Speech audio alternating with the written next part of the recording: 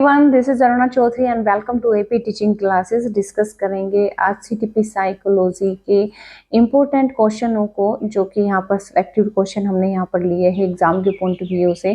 तो आपके लिए काफ़ी हेल्पफुल होंगे, काफ़ी वैल्यूएबल है ये। जैसे कि हम प्रीवियस ईयर क्वेश्चन पेपर तो डिस्कस कर ही रहे हैं, साथ ही साथ हमने जो एग्जाम का पैटर्न होता है सीटेट का, जैसे वो क्वेश्चन पूछता है तो पैटर्न वाले क्वेश्चन यानी कि एक प्रैक्टिस सेट जो हम यहाँ पर पूरा का पूरा 1500 प्लस जाएंगे, जिसे हम कह सकते हैं 2000 तक का भी क्वेश्चन का कलेक्शन यहाँ पर रह सकता है। ठीक है, तो ये पूरी की पूरी सीरीज चलेगी सीक्वेंसली। तो आप सभी इसके लिए तैयार हो जाइए, क्योंकि आपने जितना भी अभी तक थ्योरी पढ़ी है तो उसका एनालिसिस करना बेहद जरूरी है। तो तैयार है आप सभी, उम्मीद करती हूँ कि आप अपनी पढ़ाई को लेकर बेहद सीरियस हैं। तो चलिए इसी के साथ में स्टार्ट करते हैं, देखते हैं कि अभी तक आपने कितना जो है पढ़ाई को अच्छे से जो है साइकोलॉजी को समझा है। तो सीडीपी में जैसे कि पार्ट तो अगर हम देखें उसमें 30 क्वेश्चन का आपका रहता है, लेकिन इस 30 क्वेश्चन का जो रोल है, जैसे कि आप सीडीपी पढ़ते हैं तो जब आप पेडागोजी वाले शिक्षा शास्त्र वाले क्वेश्चन भी डील करते हैं तो ये इसमें भी हेल्प करता है इक्वली। ठीक, तो चलिए इसी के साथ में शुरू करते हैं यहाँ पर फर्स्ट क्वेश्चन से। और ये कंप्लीटली सीरीज जो है सीक्वेंसली चलेगी, तो पर डे आप इसे जो है बाकी लोगों को भी शेयर करें। ठीक है, इंटरेस्ट के साथ में हर एक क्वेश्चन आपको डील करना है। चलिए स्टार्ट करते हैं। फर्स्ट क्वेश्चन है, निम्नलिखित में से जॉन डीवी के अनुसार शिक्षा के 3 प्रमुख आधार है। शिक्षा के जो 3 प्रमुख आधार दिए थे वो किसने दिए थे? जॉन डीवी ने दिए थे। अगर इससे पहले की बात करें तो एडम के शब्दों में उन्होंने क्या है कि शिक्षा के 2 आधार बताए थे। एक बताया था शिक्षक, दूसरा बताया था जो है स्टूडेंट। ठीक है, टीचर और स्टूडेंट को बताया था। लेकिन हम बात कर रहे हैं जॉन डीवी, जिसे प्रगतिशील जो शिक्षा है ये उसके प्रतिपादक है। तो यहाँ पर शिक्षा के 3 प्रमुख आधार उन्होंने बताए हैं, वो कौन से हैं? तो सीधे हम यहाँ पर आंसर लेंगे, देखेंगे यहाँ पर जो टीचर, साथ ही साथ स्टूडेंट और करिकुलम यानी कि पाठ्यक्रम को उन्होंने जो है 3 आधार बताया था। तो हमारा ऑप्शन नंबर ए सही हो जाएगा। ठीक, बात क्लियर। क्वेश्चन नंबर 2 कि व्यवहारवाद जिसे बिहेवियरिज्म आप बोलते हैं, आप सभी जानते हैं कि व्यवहारवाद के पिता किसे कहा जाता है? जेबी वाटसन को। ये एक व्यवहारवादी थे। और व्यवहारवाद के इन्होंने मतलब इसमें से पूछ रहा है कि किस व्यवहार के अध्यापन पर व्यवहारवाद बल देता है। ठीक है, तो आपको ये बताना है कि जो व्यवहार होता है वो केवल बाह्य व्यवहार को देखता है, आंतरिक व्यवहार को देखता है, या फिर दोनों को देखता है। ठीक, जब भी बच्चा कोई एक्टिविटी करता है तो सीधी सी बात है, आपको दिखाई देता है ना, तो दिखाई वो क्यों देता है? क्योंकि उसका जो व्यवहार है वो बाह्य है।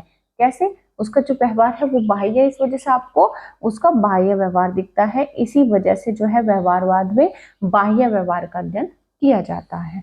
ठीक है, बात क्लियर। क्वेश्चन नंबर 3 है कि बच्चों की वृद्धि और विकास, वृद्धि यानी कि फिजिकली उसकी हाइट एंड वेट बढ़ना, और विकास उसके जो है सभी पक्ष, जिसे सामाजिक, नैतिक, आध्यात्मिक, भौतिक, इनके गुणों में वृद्धि होना। ठीक है, तो बच्चों की वृद्धि और विकास की अवधारणा में निम्नलिखित में से कौन सा कथन सही है? आपसे ये पूछ रहा है। तो देखो, वृद्धि और विकास में क्या होता है कि अगर वृद्धि की बात करें तो वो जैविक होती है, और वो उसमें क्या होता है कि वो भौतिक परिवर्तन जितने भी उसमें होते हैं वो सब उसमें मतलब वो भौतिक परिवर्तन से संबंधित होती है, जैविक परिवर्तन से संबंधित होती है। लेकिन जो विकास होता है, विकास में क्या होता है, वो मानसिक, सामाजिक और भावात्मक परिवर्तन उसमें मतलब इंक्लूड किए जाते हैं। ठीक है, तो ये पहला ऑप्शन हमारा सही हो जाएगा। दूसरा क्या है कि वृद्धि स्थिर है किंतु विकास एक सतत प्रक्रिया है। ठीक, तो वृद्धि स्थिर होती है, एक टाइम के बाद आपका हाइट एंड वेट मतलब रुक जाता है, लेकिन विकास यानी कि आपके जो गुण है उसमें वृद्धि होती ही रहती है। तो ये भी हमारा सही है, दोनों सही है। ठीक है, विकास के बिना वृद्धि नहीं हो सकती, ऐसा कोई जरूरी नहीं होता है। विकास के बिना भी वृद्धि होती है, क्योंकि बहुत से बच्चे आपने देखा है कि समझदार होते नहीं है, लेकिन उनका जो है हाइट इतनी बढ़ जाती है। वृद्धि और विकास जीवन भर चलता है। देखो, विकास तो जीवन भर चलता है लेकिन वृद्धि नहीं चलती, वृद्धि तो एक टाइम बाद रुक जाती है। तो ये दोनों गलत हो जाएंगे।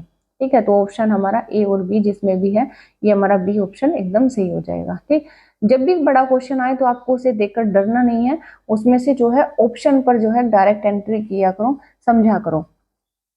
क्वेश्चन नंबर 4 है कि निम्नलिखित में से कौन सा, सीटेट देने जा रहे हो भाई, उसके लिए तो आपको प्रिपेयर होना पड़ेगा क्योंकि वो बहुत बड़े बड़े साइज के क्वेश्चन पूछता है, ठीक है। तो निम्नलिखित में से कौन सा या फिर कौन से कथन असत्य है, आपको ये बताना है, ठीक है।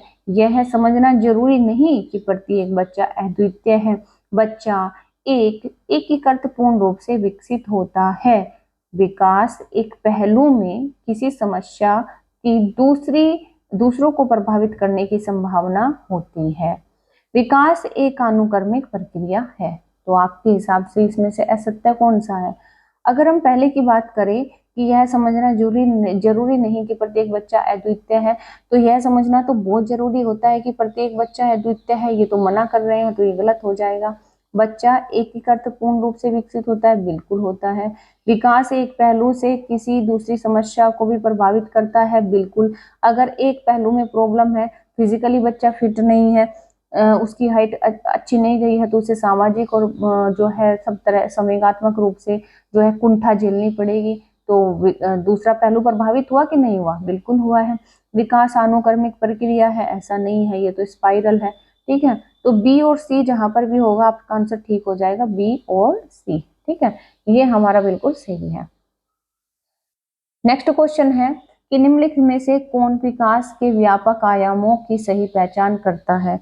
विकास की अगर हम बात करें तो बच्चों को हमने देख लिया है कि विकास हम किसे कहेंगे, उसके उसके जो है शारीरिक रूप में परिवर्तन, उसके शारीरिक रूप से गुणों में परिवर्तन, उसके संज्ञानात्मक रूप में परिवर्तन, उसके सामाजिक रूप में परिवर्तन और उसके संवेगात्मक रूप में परिवर्तन। यानी ये इतने एस्पेक्ट्स होते हैं, जैसे कि हम बात करें ये बच्चे का बच्चे का फिजिकल डेवलपमेंट, बच्चे का जो है संज्ञानात्मक यानी कि कॉग्निटिव डेवलपमेंट, बच्चे का जो है सोशल डेवलपमेंट जिसे हम सामाजिक बोलते हैं, बच्चे का संवेगात्मक यानी कि इमोशंस डेवलपमेंट। तो ये सभी पक्ष हैं बच्चे के, और इन्हें हम डेवलपमेंट के पक्ष कहते हैं, आयाम कहते हैं, ठीक है। और बच्चा जब बढ़ता है, बड़ा होता है, तो इन सब में प्रॉपर वे में डेवलपमेंट होना बेहद जरूरी होता है। अगर एक पक्ष फॉर एग्जाम्पल शारीरिक पक्ष कमजोर रह जाता है तो बाकी अन्य पक्ष भी प्रभावित होते हैं। तो ये सभी इसके आयाम हैं, ठीक। क्वेश्चन नंबर 6 है कि फिल इन द ब्लैंक्स उस विशिष्ट समय को क्या कहा जाता है जब बच्चे उनके वातावरण में खास प्रकार से उद्दीपन के प्रति विशेष रूप से ग्रहण अक्षम होते हैं। यानी कि कोई खास अवस्था है, वह कौन सी अवस्था है जिसमें अगर उनके सामने कोई खास उद्दीपन आ जाए, ठीक है, कोई खास उद्दीपन आ जाए तो उसे ग्रहण करने में वे विशेष रूप से अक्षम होते हैं। यानी कि वो इतने कैपेबल नहीं हो पाते या फिर इतना ज्यादा वो एक तरह से संवेदनशील हो जाते हैं, सेंसिटिव हो जाते हैं। तो वह अवस्था कौन सी कहलाती है? वह अवस्था संवेदनशील अवस्था ही कहलाती है, ठीक है। ये मतलब इस तरीके से क्वेश्चन भी पूछे जाते हैं, ये किसी थ्योरी से नहीं आए हैं, ये एक बेसिकली अंडरस्टैंडिंग बेस्ड क्वेश्चन होते हैं, ये आपको समझने होते हैं, ठीक। क्वेश्चन नंबर 7 है कि देखो पूछ रहा है कि निम्नलिखित में से कौन सूक्ष्म सूक्ष्म यानी कि माइक्रो यानी कि जिसे हम फाइन कहेंगे, जिसे क्या कहेंगे? फाइन क्रियात्मक कौशल नहीं है, ठीक है। आपको पता है कि स्किल्स दो प्रकार की होती है। अगर हम मोटर स्किल की बात करें, तो वो दो प्रकार की होती है, fine skill and fine skill और मोटर स्किल, ठीक है। फाइन का मतलब होता है सूक्ष्म यानी कि बारीक, और मोटर का मतलब होता है स्थूल यानी कि मोटा। तो दो प्रकार की स्किल्स होती है, कौन कौन सी? अगर फाइन में हम बात करें तो जिसमें उंगलियों और अंगूठे का यूज होता है, ठीक है, और मोटर स्किल की बात करें जिसमें पूरी बॉडी का यूज होता है। तो आपसे पूछ रहा है कि सूक्ष्म यानी कि सूक्ष्म क्रियात्मक कौशल नहीं है। तो सूक्ष्म में देखो इसमें कौन सा है?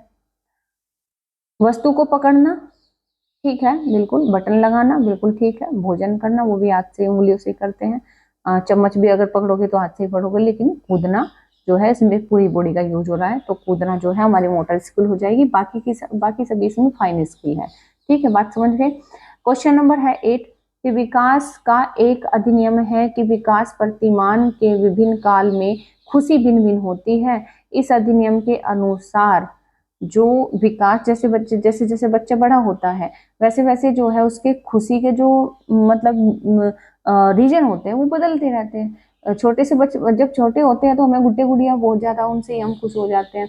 जब और बड़े होते हैं तो गुड्डे गुड़िया बिल्कुल बेकार लगते हैं। तब हमें पैसा चाहिए होता है, दोस्त चाहिए होते हैं, है ना। तो हमारी खुशी के जो ठिकाने होते हैं ना, जो अधिनियम होते हैं वो बदलते रहते हैं। ठीक, तो ऐसा कब होता है? ऐसा कब होता है? तो ऐसा तब होता है जब जीवन का प्रथम वर्ष सबसे अधिक खुशी का एवं जो वियम संधि काल सबसे अधिक दुखी दुखी मतलब हमारा काल होता है। कहने का मतलब ये है कि विकास का एक अधिनियम का विकास प्रतिमान के अनुसार विभिन्न काल में खुशी भिन्न भिन्न होती है। इस अधिनियम के अनुसार ये जो अवस्था होती है, जैसे अगर हम जीवन के प्रथम वर्ष की बात करें तो प्रथम वर्ष में तो हम छोटी सी चीजों से बहुत ज्यादा खुशी हो जाते हैं। लेकिन जब व्यम संधि काल यानी कि जिसे हम कह सकते हैं कि जो एक तरह से चाइल्डहुड का एंड होता है, चाइल्डहुड का जो एंड एडोलसेंस का एंट्री पॉइंट होता है। ठीक है, उसके बीच की अवस्था को हम व्यम संधि काल बोलते हैं। ठीक है, व्यम का मतलब ये स्टेज होता है। तो ये चाइल्डहुड की एंट्री यानी कि 12 साल के बाद का पीरियड, और एक तरह से जो 14 साल का मतलब पीरियड होता है उससे पहले का, यानी कि बीच का हो गया। ठीक है, तो बीच की अवस्था को हम व्यम संधि काल कहते हैं। और ये बहुत ज्यादा दुखी काल होता है। इसमें हम कह सकते हैं कि बहुत बच्चे में बहुत ज्यादा जो है स्ट्रेस होता है, बच्चा बहुत ज्यादा हिचकता है, झिझकता है, बहुत तरह के उसे प्रॉब्लम्स कॉम्प्लेक्स आते हैं। ठीक, तो ये मतलब इस रीजन से होता है। बात क्लियर हुई? क्वेश्चन नंबर है 9 कि अभिकथन ए है यहाँ पर कि कुछ संस्कृतियों में किशोर लड़कियों में मासिक धर्म की शुरुआत का जश्न मनाया जाता है, जबकि अन्य संस्कृतियों में से गुप्त रखा जाता है। बिल्कुल सही बात है, हमारी तरफ इस चीज को ओपनली रखा जाता है, मणिपुर मिजोरम यानी कि पूर्वोत्तर भारत में इसको गुप्त रखा जाता है। ठीक है, तो विभिन्न संस्कृतियों संदर्भों में पलने वाले बच्चों के लिए बचपन के अनुभव भिन्न भिन्न होते हैं। सही विकल्प चुने। तो देखो दोनों बात एकदम सही है, दोनों में कोई मतलब एक भी बात गलत नहीं है। तो हमारा ए और दोनों सही हो जाएगा, दोनों के दोनों सही हो जाएंगे। व्याख्या भी ये सही कर रहे हैं। केस स्टडी से क्वेश्चन है, काफी इंपोर्टेंट है कि केस स्टडी विधि जो केस अध्ययन विधि है के संबंध में क्या सही नहीं है। केस अध्ययन ये बच्चों को स्टडी करने का एक तरीका होता है केस स्टडी। जैसे कि अगर कोई केस स्टडी उनकी भी की जाती है जो अगर कोई क्राइम कर देते हैं तो थाने वाले क्या करते हैं कि उसके मोहल्ले पड़ोस में जाएंगे, उसके घर परिवार उसके आस पड़ोस वालों से उसके बारे में पूछेंगे, जानेंगे। ठीक है, तो उसको भी केस स्टडी ही बोलते हैं। उसको मतलब उसका जुर्म साबित करने के लिए वो जो जो उसके व्यवहार से संबंधित जो सबूत इकट्ठे करते हैं। ठीक उसी तरीके से बच्चे अगर कोई क्राइम कर देते हैं, बच्चों का अगर कोई बुरी आदतें उनमें सुधारनी होती है तो उनकी भी केस स्टडी की जाती है, एक फाइल बनाई जाती है प्रॉपर। उनके जो व्यवहार होता है बाहर वालों के साथ कैसा है, पड़ोसियों के साथ कैसा है, मित्रों के साथ कैसा है, घर में कैसा व्यवहार है, तो उसका प्रॉपर उसके व्यवहार के अध्ययन करके स्टडी करके उसकी केस स्टडी बनाई जाती है। ठीक है, तो यह कैसी विधि है या फिर इसके बारे में क्या सही नहीं है। पहली तो बात यह है एक वैज्ञानिक विधि है, बिल्कुल सही बात है।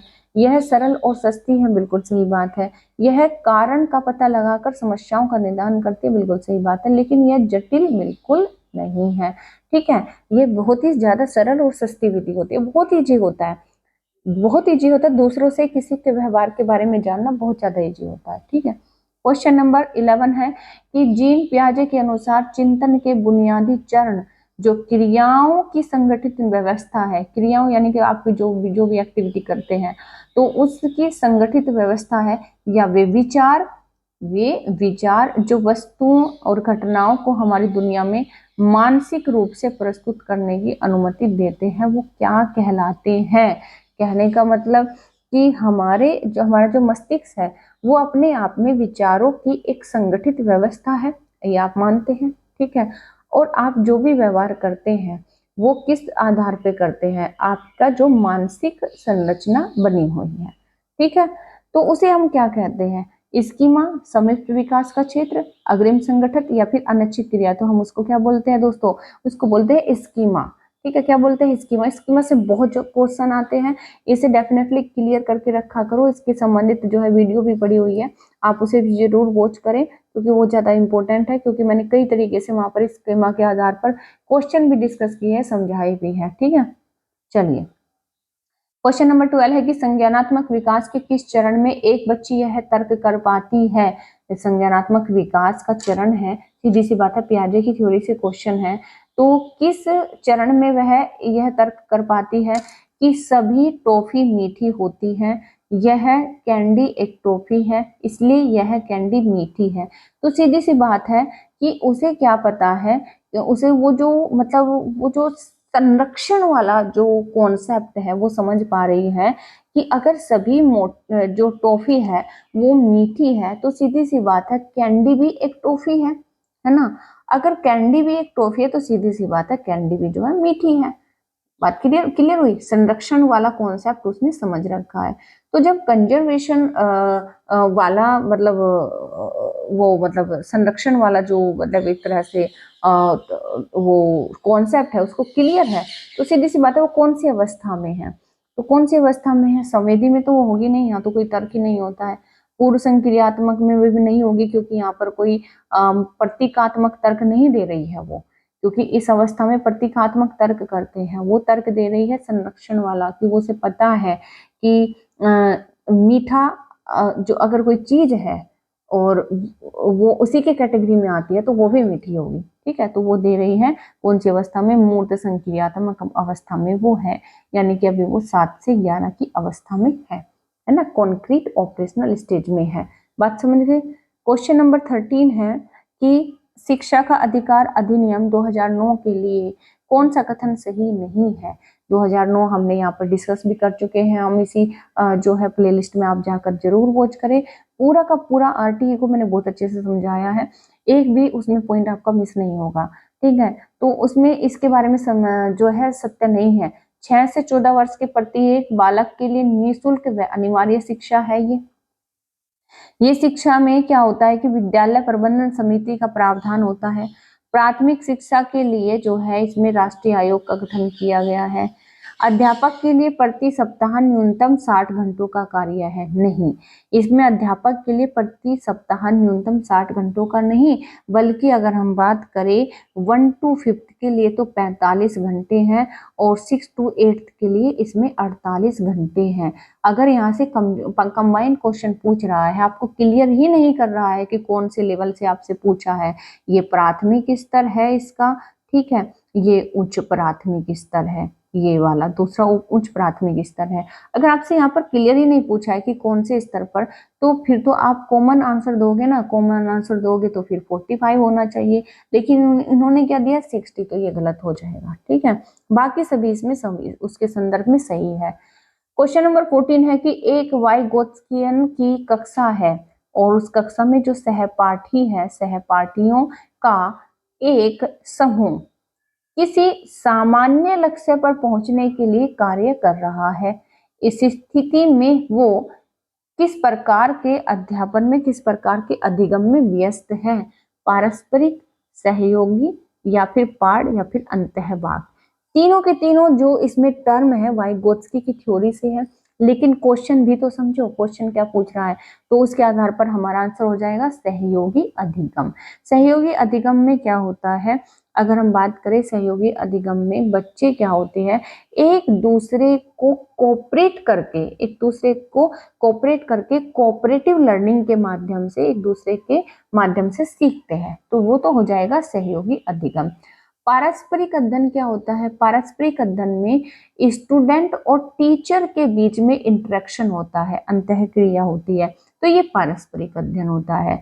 पाढ़ क्या होता है, जिसे हम इसके फोल्डिंग बोलते हैं। इसके फोल्डिंग में क्या होता है कि बच्चा जो होता है, बच्चे को अगर कहीं प्रॉब्लम होती है, जैसे कि फॉर एग्जांपल एक बच्चा साइकिल चलाना सीख रहा है, तो साइकिल को चलाने के लिए उस पर जो वो बैठा है उसको चलाने के लिए, तो आप एज ए टीचर या फिर आप एज ए हेल्पर आप उसके टीचर भी हो सकते हैं, आप उसके भाई भी हो सकते हैं, पिताजी भी हो सकते हैं, मम्मा भी हो सकते हैं। तो आप सीधे से पीछे से बस उसको थोड़ा सा हल्का सा सहारा दे दो, हल्का सा पकड़ा रहो, तो वो अपने आप में पाड़ का काम करेगा, इसके फोल्डिंग का काम करेगा। ठीक है, तो उसे एक तरह से आप या तो संकेत देना, सहारा देना, हेल्प करना, इसके फोल्डिंग कहलाता है। अंतःवाक का भी जो कॉन्सेप्ट है इन्होंने ही दिया था, इन्होंने क्या बोलते हैं, वाइगोत्स्की ने। इसको जो है इनर स्पीच बोलते हैं। इनर स्पीच क्या होता है कि जो बच्चे होते हैं छोटे, तो वो क्या करते हैं, अब खेलते टाइम वो किसी दूसरे से बात नहीं करते हैं। उस टाइम पर वो अपने अपने विचारों को दिशा देने के लिए अंतःवाक यानी इनर स्पीच का जो है सहारा लेते हैं। लेकिन वो जब दूसरों से बात करते हैं तो तब कौन सी लैंग्वेज में बात करते हैं, वो सोशल लैंग्वेज में बात करते हैं। ठीक है, और ये भाषा गाली गलौज वाली भाषा, टूटी फड़की भाषा, इस तरीके की भाषा होती है, जो क्योंकि बच्चा अपने आप से तो बोल रहा है, बड़बड़ा रहा है। ठीक है ना, तो बात समझ गए। क्वेश्चन नंबर है 15 इस सीरीज का, मतलब इस सॉरी वीडियो का लास्ट क्वेश्चन है। ठीक है, इसी इसी में हम कंप्लीटली इसी सीरीज में जो है ऐड करते चले जाएंगे आगे के क्वेश्चन। ठीक है, कोई भी नंबर मतलब वो मिस नहीं होगा आपसे। तो रीना कक्षा में दी गई किसी भी समस्या को सुलझाने के लिए अलग अलग तरकीबों के बारे में सोचती है, तो यह निम्न में से किसका प्रतीक है। भाई कोई एक ही तो प्रॉब्लम है, लेकिन उसको सुलझाने के लिए वो क्या कर रही है, अलग अलग तरकीबें सोच रही है, अलग अलग तरीके ढूंढ रही है। तो जब अलग अलग पैटर्न, अलग अलग तरीके, अलग अलग विचारों पर काम किया जाए तो वो तरीका कैसा कहलाता है। मानसिक क्षति, कम प्रतिज्ञानता, अभिसारी या फिर अपसारी। तो सीधी सी बात है, अपसारी चिंतन कहलाता है, अपसारी सोच कहलाती है, क्योंकि वो अलग अलग यानी कि प्रॉब्लम एक और वो सॉल्यूशन अनेक उसके ढूंढ रही है। ठीक है, इतने सारे ऑप्शन पर, अलग अलग ऑप्शन पर वो जो है सोच रही है, तो इसको बोलते हैं प्रसार करना, जिसे बोलते हैं अपसारी चिंतन। ठीक है, अगर हम इसको जो मतलब अभिसारी एकदम इसके अपोजिट होता है कि प्रॉब्लम बहुत सारी है, उसका सॉल्यूशन एक ही है। ठीक है, चाहे कैसे भी हम सोच ले। ठीक, तो इस तरीके से हमने जो है 15 क्वेश्चन यहाँ पर डिस्कस किए हैं। तो उम्मीद करती हूँ आपको हर एक क्वेश्चन जो है समझ में आया होगा। कोई भी डाउट हो तो आप डेफिनेटली जो है कमेंट बॉक्स में कमेंट कर सकते हैं, और क्लास लगी हो अच्छी तो लाइक और शेयर भी कर सकते हैं। ठीक है, बाकी आप चैनल पर नए हैं तो डेफिनेटली आप सब्सक्राइब इसे कर लीजिए, क्योंकि हम यहाँ पर जो है पर डे साइकोलॉजी उससे संबंधित जो इश्यूज होते हैं उसको डिस्कस करते हैं। और इसी के साथ में हमने जो है टीजीटी या फिर एलटी का होम साइंस का भी स्टार्ट किया है, और पीजीटी पॉलिटिकल साइंस का भी जो है स्टार्ट किया है। पूरा का पूरा क्लास लेना यहाँ पर। तो उम्मीद करती हूँ जो भी आपकी नज़रों में ऐसे स्टूडेंट होंगे जो तैयारी कर रहे हैं इस सब्जेक्ट से, तो आप उन्हें जरूर शेयर करेंगे। ठीक है, तो चलिए इसी के साथ में लेते हैं आपसे विदा। तब तक के लिए thank you, take care, bye bye.